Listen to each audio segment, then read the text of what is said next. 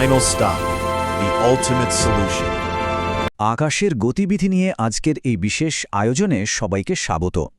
আজ আমরা বায়ুমণ্ডলের এমন ৩০টি গুরুত্বপূর্ণ ভৌগোলিক পরিভাষা নিয়ে কথা বলবো, যা শুনলে মনে হবে যেন আকাশের এক অদৃশ্য মেকানিজমের গল্প শুনছি। এই পরিভাষাগুলোই কিন্তু আমাদের চারপাশের আবহাওয়াকে প্রতিনিয়ত নিয়ন্ত্রণ করছে। চলুন আর দেরি না করে সরাসরি মূল আলোচনায় ঢুকে পড়া যাক। তো আজকের আলোচনাটা আমরা ঠিক কিভাবে সাজিয়েছি?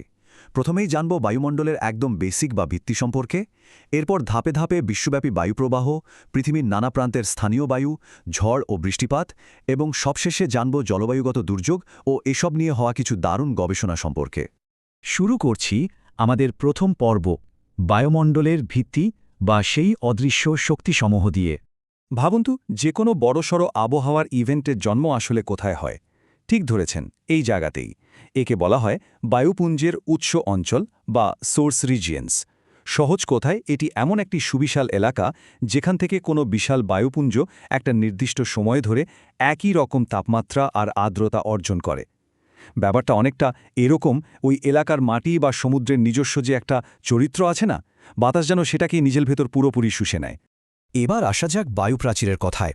এর কিন্তু চমৎকার একটা জীবনচক্র আছে। ধরুন, দুটি একেবারে ভিন্নধর্মী বায়ুপুঞ্জ একে অপরের দিকে ছুটে আসছে। যখন এরা মুখোমুখি হয়ে একটা সীমানা বা ফ্রন্ট তৈরি করে, সেটাকেই বলে বায়ুপ্রাচীর সংগঠন বা ফ্রন্টোজেনেসিস।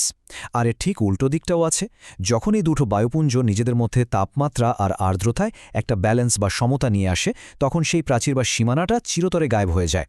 এই বিলুপ্ত হওয়ার প্রক্রিয়াটাই হল ফ্রন্টোলাইসিস। একটু বড় পরিসরে চিন্তা করা যাক। আমাদের দ্বিতীয় পর্ব, বিশ্বব্যাপী বায়ুপ্রবাহ। একে এক অর্থে পুরো পৃথিবীর শ্বাস-প্রশ্বাস বললেও কিন্তু ভুল হবে না। এখানে পশ্চিমা বায়ু অর্থাৎ ওয়েস্টার্লিজ এবং মেরুবায়ু বা পোলার উইন্ডসের মধ্যে একটা দারুণ বৈপরীত্য দেখা যায়। একটু খেয়াল করলেই বুঝবেন, পশ্চিমা বায়ু কিন্তু সারা বছর ধরেই ক্রান্তীয় উচ্চচাপ বলয় থেকে মেরুবৃত্ত প্রদেশীয় নিম্নচাপ বলয়ের দিকে বেশ রেগুলারলি প্রবাহিত হয়। অন্যদিকে মেরুবায়ুর চরিত্র একদম আলাদা। সুমেরু ও কুমেরু থেকে আসা এই বায়ু প্রচণ্ড শীতল এবং বরফের মতো ঠান্ডা। এরা মেরু উচ্চচাপ অঞ্চল থেকে নিম্নচাপের দিকে একদম তীব্র বেগে ধেয়ে আসে। বৈশ্বিক প্রবাহ তো দেখলাম, এবার চলুন আমাদের তৃতীয় পর্বে যাই, যেখানে আলোচনা করব পৃথিবীর নানা প্রান্তের স্থানীয় বা আঞ্চলিক বায়ুপ্রবাহ নিয়ে। প্রথমেই চলুন আফ্রিকা এবং ভূমধ্যসাগরীয় অঞ্চলে একটু ঢুমেরে আসি। এখানকার বাতাস কিন্তু বেশ রূঢ়। লিবিয়ার ঘিবলি কিংবা ভূমধ্যসাগরের সিরক্কের কথা ধরুন, আবার পশ্চিম আফ্রিকায় গেলে দেখা মিলবে প্রচণ্ড উষ্ণ আর ধূলিময় হারমাট্টানের। উত্তর আফ্রিকার বালুকাময় সাইমুম তো রীতিমতো শ্বাসরোধকারী একটা ব্যাপার। আর দক্ষিণ আফ্রিকার কালাহারি মরুভূমির সেই প্রখর উষ্ণ বার্গ বায়ু প্রমাণ করে দেয় এখানকার প্রকৃতি কতটা চ্যালেঞ্জিং হতে পারে। এখানকার সবচেয়ে ইন্টারেস্টিং পয়েন্ট হল স্থানীয় ভূপ্রকৃতি একটা বাতাসের চরিত্রকে কিভাবে পুরোপুরি বদলে দিতে পারে। যেমন ধরুন, বসন্তকালে দক্ষিণ আমেরিকার অ্যান্ডিস পর্বতের পাশ দিয়ে আর্জেন্টিনার পম্পাস তৃণভূমির দিকে ধেয়ে আসে উষ্ণ পম্পেরো।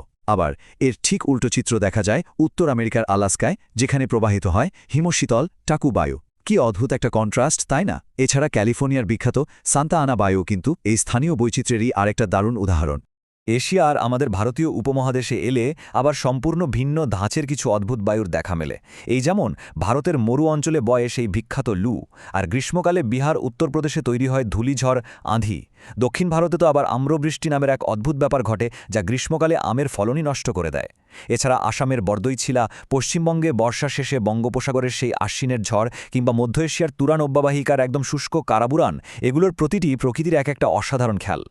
আচ্ছা, এতক্ষণ তো আমরা বেশ নিয়ম মেনে চলা স্থিতিশীল বায়ুপ্রবাহ নিয়ে জানলাম, কিন্তু একটা প্রশ্ন থেকেই যায়, যখন এই বায়ুমণ্ডলের স্থিতিশীলতা হুট করে ভেঙে পড়ে এবং প্রকৃতি তার রুদ্রমূর্তি ধারণ করে, তখন আসলে ঠিক কী ঘটে?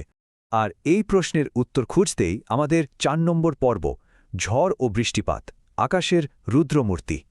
চলুন এই দুটো বিষয়ের একটা চমৎকার তুলনা দেখি। স্লিট বা স্লিট হল অনেকটা ওই নকুল দানার মতো ছোট ছোট বরফখণ্ড। যখন ভূপৃষ্ঠের কাছাকাছি উষ্ণ আর শীতল মেঘের লেয়ার থাকে, তখন উষ্ণ মেঘের বৃষ্টি শীতল মেঘের ভেতর দিয়ে নিচে নামার সময় জমাট বেঁধে এই স্লিট তৈরি করে। অন্যদিকে হেল বা শিলাবৃষ্টি হচ্ছে রীতিমতো কঠিন বরফের টুকরো। এগুলো শীতল বায়ুপ্রাচীরের প্রভাবে কিউমুলোনিম্বাস মেঘের ভেতর থেকে ভীষণ বেগে আর প্রবল শক্তিতে আছড়ে পারে। আকাশ থেকে কি কি পড়তে পারে তা নিয়ে কথা হচ্ছে, আর ল্যাপিলি নিয়ে বলবো না তা তো হয় না। ব্যাপারটা বেশ কৌতূহলোদ্দীপক। এটি প্রমাণ করে যে আকাশ থেকে শুধু মেঘের পানি বা বরফই পড়ে না, বরং অগ্ন্যুৎপাতের সময় চরম ভূতাত্ত্বিক উত্তাপের কারণে অতি সছিদ্র আর ছোট ছোট পাথরের টুকরো প্রবল শক্তিতে সোজা বায়ুমণ্ডলে ছিটকে উঠতে পারে। পরিবেশের চরম বৈরী অবস্থার সবচেয়ে দারুণ উদাহরণ বোধহয় এই দুটো। একদিকে আছে উইলি উইলি, যা অস্ট্রেলিয়ার উত্তর পশ্চিম দিকে দক্ষিণ ভারত মহাসাগরে তৈরি হওয়া এক প্রচণ্ড এবং ভয়ঙ্কর ঘূর্ণিঝড়, আর ঠিক এর বিপরীতে আছে অ্যান্টার্কটিকার ব্লিজার্ড, যা এক কথায় চারদিক অন্ধ করে দেয়া এক তীব্র হিমশীতল তুষারঝড়। দুটোই ভয়ঙ্কর, কিন্তু তাদের রূপ একেবারেই আলাদা। জানেন, বড় বড় ঝড়গুলোর ঠিক কেন্দ্রবিন্দুতে অদ্ভুত সব প্যারাডক্স বা বৈপরীত্য লুকিয়ে থাকে। যেমন ঘূর্ণবাতের চক্ষু বা আই অফ দ্য সাইক্লোন হলো এমন একটা জায়গা যা এত বড় একটা ঝড়ের ঠিক মাঝখানে থাকার পরও একেবারে স্থির, শুষ্ক এবং প্রায় মেঘমুক্ত, কিন্তু এর সাথেই আবার জড়িয়ে থাকে বিপদরেখা বা স্কল লাইন। এটি হলো মধ্য অক্ষাংশে ঘূর্ণবাতের ডান দিকে হঠাৎ করে তৈরি হওয়া অত্যন্ত ভয়ঙ্কর কিন্তু ক্ষণস্থায়ী দমকা ঝড় আর বজ্রঝঞ্ঝার একটা লাইন। এখানে সবচেয়ে গুরুত্বপূর্ণ বিষয়টা হলো, যখন খুব ছোট একটা জায়গার মধ্যে বাতাসের চাপের হঠাৎ করে এক বিশাল পার্থক্য তৈরি হয়, ঠিক তখনই জন্ম নেয় টর্নেডো। এটি আকারে হয়তো খুব ছোট হতে পারে, কিন্তু এর ঘোড়ার গতি এতই বেশি যে এটিকে পৃথিবীর বুকে সবচেয়ে ঘনীভূত আর ধ্বংসাত্মক বায়ুপ্রবাহ হিসাবে ধরা হয়। সামনে যা পায় সব যেন একেবারে দুমড়ে মুচড়ে দিয়ে যায়। চলে এলাম আমাদের একেবারে শেষ পর্বে, 5 নম্বর সেকশন, দুর্যোগ ও গবেষণা, অজানাকে জানার একটা ক্ষুদ্র প্রয়াস। জলবায়ুগত বিপর্যয় বা ক্লাইম্যাটিক হ্যাজার্ডসের সংজ্ঞাটা কিন্তু খুব সোজা সাপটা। মূলত এটি হলো সেই সব প্রাকৃতিক ইভেন্ট বা ঘটনা যা হঠাৎ করে এসে আমাদের পরিবেশ, মানুষ এবং সামগ্রিকভাবে পুরো জীবজগৎকে ভীষণভাবে ওলটপালট করে দেয়। এর প্রভাব আসলে অত্যন্ত সুদূর প্রসারী। আর এই জলবায়ু বিপর্যয়ের কথা উঠলেই সবচেয়ে আগে যার নাম আসে তা হল এল নিনো। এটি প্রশান্ত মহাসাগরের পূর্বাংশে শীতল কুমেরু স্রোতের প্রভাবে দক্ষিণ আমেরিকার পশ্চিম উপকূলে তৈরি হওয়া একটা ব্যতিক্রমী উষ্ণ সমুদ্র স্রোত। এটি এতটাই অদ্ভুত আর অস্থির যে এর প্রভাবে সাময়িকভাবে সারা বিশ্বের স্বাভাবিক আবহাওয়ার নিয়মকানুনই যেন বদলে যায়। এই সুবিশাল আবহাওয়া সিস্টেমের এমন অপ্রত্যাশিত আচরণগুলো সামলাতে তো গবেষণার কোনো বিকল্প নেই, তাই না? আর ঠিক এখানেই মনেক্স বা মনসুন এক্সপেরিমেন্টের মতো বৈজ্ঞানিক উদ্যোগগুলোর গুরুত্ব সবচেয়ে বেশি। গ্লোবাল অ্যাটমসফেরিক রিসার্চ প্রোগ্রামের অধীনে এটি মূলত মৌসুমি বায়ু ঠিক কোথায় উৎপত্তি হচ্ছে আর এর কার্যকলাপ কী তা নিয়ে গবেষণার এক দারুণ ও ডেডিকেটেড প্রোগ্রাম। আজকের এই আলোচনা শেষ করার আগে একটা ভাবনা সবার মনে উস্কে দিতে চাই।